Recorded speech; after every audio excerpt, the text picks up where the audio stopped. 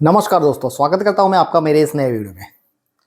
तो दोस्तों, जैसे कल के वीडियो में एक सवाल उठा था आखिरी में कि क्या शुद्ध आत्मा की अवस्था में जब हम मेडिटेशन में गहरे उतरते हैं और प्योर कॉन्शसनेस की फ्रीक्वेंसी में होते हैं, समझ गए, तो हमें आत्मज्ञान की अनुभूति होती है। और वहाँ पे शुद्ध आत्मा की अवस्था में क्या इंसान को मैनिफेस्टेशन की ज़रूरत है? क्या उसकी कोई इच्छाएं बाकी रहती है? क्या उसे कुछ ज़िंदगी में कुछ चाहिए? तो इस सवाल का जवाब आज हम इस वीडियो में कवर करेंगे। तो दोस्तों, अगर आत्मा पूर्ण है, समझ गए, तो मैनिफेस्टेशन क्यों जरूरी है? क्यों करना है मैनिफेस्टेशन? अगर शून्य में कोई इच्छा नहीं तो फिर क्वांटम फील्ड जंप किस लिए करना है? अगर आत्मा पूर्ण है, आत्मा में सब कुछ है, समझ गए, आत्मज्ञानी इंसान को मैनिफेस्टेशन करने की क्या जरूरत है? क्वांटम जंप करने की क्या जरूरत है? और अगर आत्मज्ञान के बाद कोई चाह नहीं बचती तो फिर जीवन कैसे चलेगा? ये भी एक सवाल है कि आत्मज्ञान के बाद इंसान को इच्छा नहीं होती, समझ गए, तो जीवन कैसे चलेगा? तो आज हम इस वीडियो में उस पैराडॉक्स को समझेंगे जो स्पिरिचुअलिटी और मैनिफेस्टेशन एक हो जाती हो और वहीं पे अलग भी हो जाती है। तो दोस्तों, पहले समझते हैं आत्मा की अवस्था। तो अद्वैत में अगर आप पढ़ोगे तो आपको वहां पे लिखा है कि self is complete, lack is nothing, समझ गए। आत्मा सदा पूर्ण है और अचल है और निराकार है। उस अवस्था में ना कोई चाह नहीं, कोई कमी नहीं, कोई डर नहीं, कोई भविष्य नहीं होता। वहां सिर्फ होता है मैं हूं का एहसास। तो क्या वहां पे मैनिफेस्टेशन की जरूरत होती है? तो फिर जीवन कैसे चलता है? तो यही पैराडॉक्स है, यही ही विरोधाभास होता है। तो इसे स्पिरिचुअलिटी की भाषा में समझते हैं कि आत्मा में इच्छा नहीं होती, आत्मा में कोई इच्छा नहीं होती, लेकिन शरीर और मंत्र जो तंत्र है वो हमेशा चलता रहता है। जब तक हम इस बॉडी में है तब तक हमें सब कुछ चाहिए, तब तक इच्छाएं भी उठेगी, समझ गए, लोभ भी उठेंगे, पैसे की जरूरत भी उठेगी, सब कुछ हमें चाहिए। जैसे भगवान बुद्ध को ज्ञान के बाद भी भूख लगती थी, चलते थे, वो चलते थे, दिखते थे, हंसते थे, खाते थे, पीते थे और लोगों को सिखाते थे भी। तो इसमें फर्क क्या है? तो फर्क इतना है दोस्तों कि पहले जो कर्म होता था वो इच्छा से होता था और अभी जो कर्म होगा वो सहजता से होगा, हो जाएगा। तो चलिए इस दो स्तर की रियलिटी को समझते हैं। तो पहला जो लेवल है परम सत्य, समझ गए, पहला लेवल आता है परम सत्य। यहां सब कुछ पूर्ण है, कुछ पाना नहीं है। ये आत्मा की जो अवस्था है वहां सब कुछ पूर्ण है, यहां कुछ पाना नहीं होता है। और दूसरा जो लेवल है वो है हमारा व्यवहारिक जीवन, जहां पे हमारे लक्ष्य है, हमारा शरीर है, हमारे सपने भी है।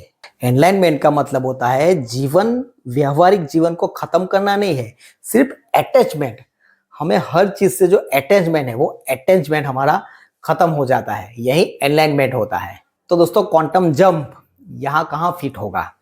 तो समझ लीजिए, क्वांटम जंप जो होता है वो ईगो के लिए होता है, आत्मा के लिए नहीं होता, समझ गए, क्योंकि आत्मा कोई ईगो नहीं है। क्वांटम जंप जो होता है वो हमारे थॉट्स के लिए होता है, हमारे पुराने बिलीव्स के लिए होता है, जो हम उसे लेके जीते रहते हैं, तो ये माइंड के लिए होता है। क्वांटम जंप जो होता है वो हमारे ईगो के लिए होता है, आत्मा के लिए नहीं होता। जब तक आप ये समझ के जीते हो कि मैं ये शरीर हूं, तब तक ग्रोथ, जंप और मैनिफेस्टेशन ये सब मीनिंगफुल है, ये सब हमारे जीवन में चाहिए, समझ गए। जब तक आप हम ये समझते जीते हैं कि मैं शरीर हूं, समझ गए, मेरे थॉट्स है, मैं सोचता हूं, समझ गए, तब तक ये सब क्वांटम जंप, ग्रोथ, मैनिफेस्टेशन ये सब हमारी लाइफ में मीनिंगफुल रहेगा। लेकिन जब आप पहचान बदल देते हो, जब मैं शरीर हूं ये पहचान छोड़कर आप ये समझने लगते हो कि मैं एक शुद्ध चेतना हूं, तब ये quantum jump, quantum field, manifestation, law of attraction वो सब हमारे लिए खेल बन जाता है।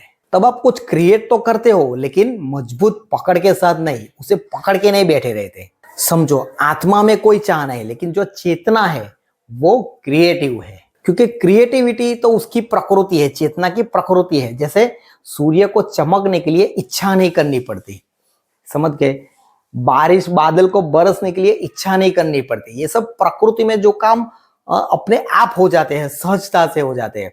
वैसे ही चेतना के स्तर पर ये सारे काम अपने आप हो जाते हैं। तो दोस्तों, एनलाइनमेंट के बाद मैनिफेस्टेशन रुकता नहीं। इंसान सोचता तो है अपनी जिंदगी में खुशियां, सुख, शांति सब सोचता तो है, मैनिफेस्टेशन रुकता नहीं, समझ गए। लेकिन बस पर्सनल जो डिजायर होते हैं वो खत्म हो जाते हैं।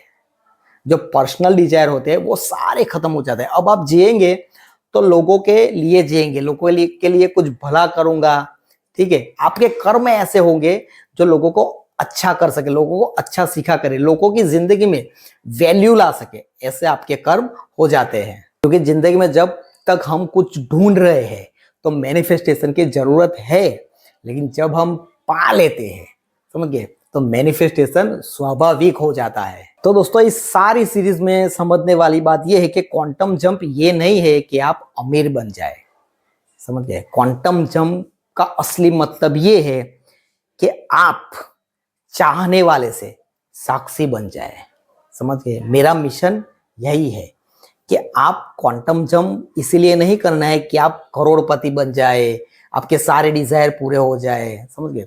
क्वांटम जंप का मीनिंग यही होता है दोस्तों कि आप चाहने वाले से, पीछे भागने वाले से एक शुद्ध चेतना और साक्षी बन जाए, समझ गए।